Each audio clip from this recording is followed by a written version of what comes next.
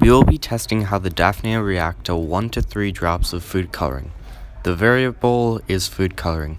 The purpose of this lab is to see how the Daphnia can survive in the food coloring.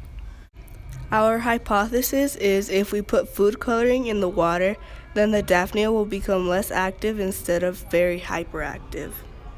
Our materials and equipment are food coloring, pond water, 2 jars, eyedroppers, and non-chlorinated water.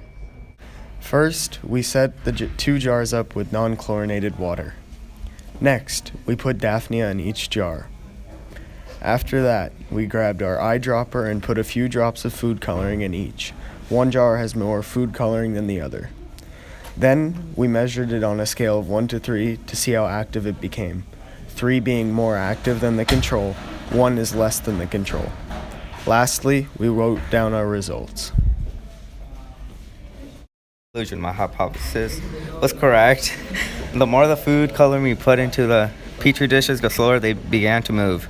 Some of the Daphnia were dead to begin with, but I did not see any extra that had died throughout the process of the experiment. When we were opening up the third petri dish, I thought that all the Daphnia might have died due to the mass amount of food coloring, 3 drops, but they moved at the same rate as the second petri, 2 drops.